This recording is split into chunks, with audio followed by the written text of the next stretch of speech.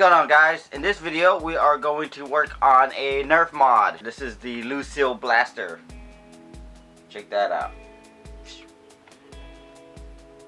Spotted this zombie strike Slingfire Nerf gun at Walmart and I was like, what? Man, I could do a heck of a mashup with this gun. It has this crank action mechanism that I've never seen on any other Nerf gun. Then I walked a few aisles over and I saw this bat for $4 and I was like, what? Lucille is calling my name. It's made out of plastic, it's hollow inside, and it's got this wood grain that's perfect. So I went scavenging and I found me some wires. This one is like a solid core wire and this one didn't seem to work out the way I wanted to, so I went and grabbed another wire from my scrap of junk, and when I opened it up it was two twisted wires, which was perfect for my bob wire that I want to wrap around Lucille. After I got the wires stripped out of the insulation and all that rope thingy separated, it's starting to look like something I can definitely use, but I'm going to use this solid copper wire thing that I'm going to cut into small pieces and wrap around the twisted stranded wires.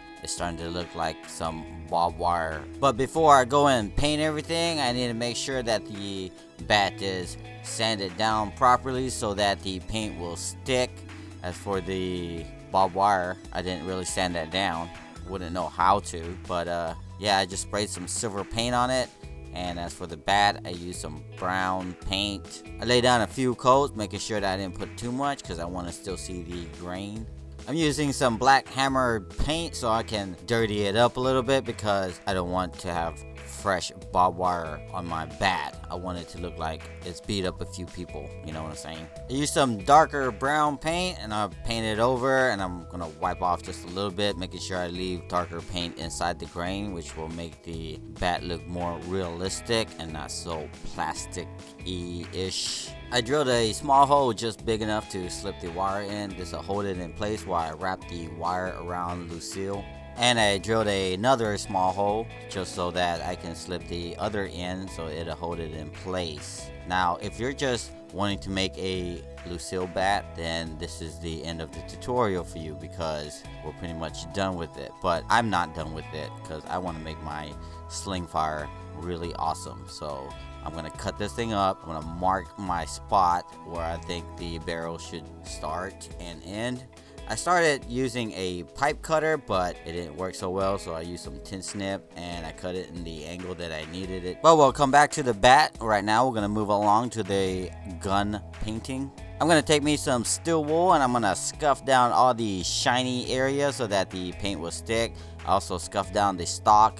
Now, you might want to skip this part if you're really bad at putting things together.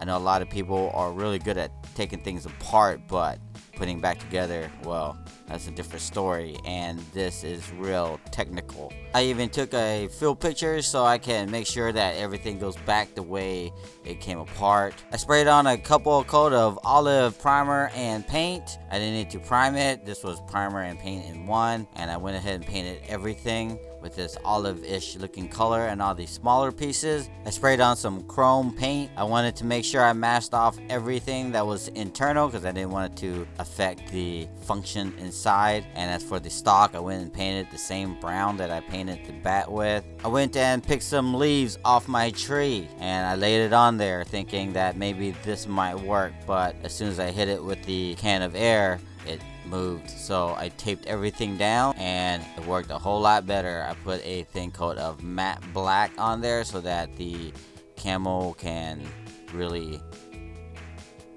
yeah, you get the picture. So far so groovy, and I'm starting to dig my new camo paint scheme on my Slingfire. And as for all the chrome pieces, I went and shot some overspray onto the chrome because I wanted to look somewhat weathered. Now putting it all back together was a headache. I recorded myself several times and then I just like, you know what, forget it. I'm just gonna put it all back together and pretend like I never took it apart. Probably would have been able to get away with it without taking it apart. For the stock, the grain wasn't as defined as the bat, so I went ahead and painted on some brown paint and I used a chip brush so I could paint in the grain, which I slightly just glided the brush over it, and it gave me this grainy effect, which works for me. Once all that was dried, I went and painted all those little detail, like this little wrap thing around the handle. I just used some white paint, mixed a little bit of brown in there, and then I dirtied it up by hand rubbing some brown-ish on there. Even applied some weathering because I love it so much. There's a close-up because you can barely see it, but yeah, it's there. Can you dig it? Because I'm digging it. I got this inner barrel from another barrel extension. I decided to use it because it slipped right into the tip of the gun. No problem. I marked out my angle and I went and drilled a hole onto the bat. And then I used a unibit to open up the hole just big enough to slip the piece of pipe that I found that just so happened to fit perfectly around the inner barrel. Now I took some hot glue and I glued the metal pipe to the inner barrel extension and I slipped it into the bat just like that. Now that I got all my pieces where I want them, I'm going to have to sand down the inner of the bat and also the outer of the inner barrel so that the epoxy putty has something to grab onto. So this is a two-part epoxy putty. All you gotta do is mix it until it becomes one consistent color, and then once you get it all mixed, you have like maybe 10-15 minutes to work with. So that's plenty of time. I just worked it into the bat, making sure that the barrel is centered out. I made sure that the putty was nice and shaped and clean and in there, and I wanted to make sure that there was no putty left onto the barrel because it's got to slip into the gun. It would be difficult if there was putty in the way. Now I'm going to go back and put the barbed wire back on Lucille. I also used some hot glue along the way to keep it in place. Now my favorite character from Walking Dead has always been Glenn, and I was so sad that they killed him off. So I decided to do something nice for him.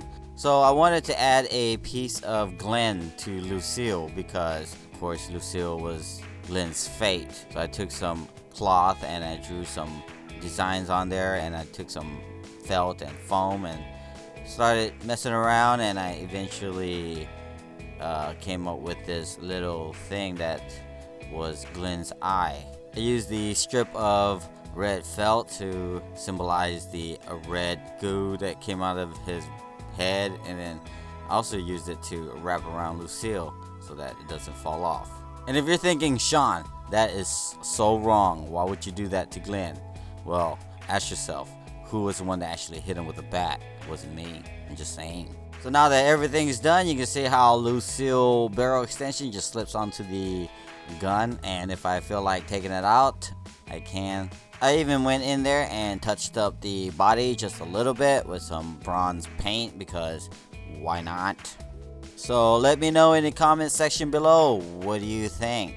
Do you dig it? Alright guys, I hope you guys enjoyed the video. I hope you guys learned something. They say that the window to a person's soul is through their eyes.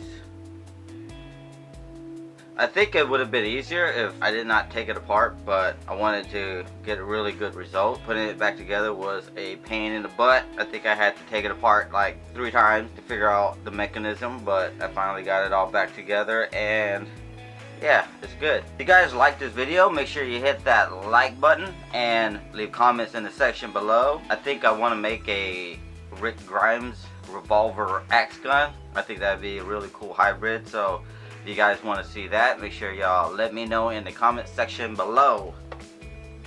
Subscribe to this channel if you haven't already subscribed, and yeah, well, I guess that's it for this video. I'll see you guys in the next one.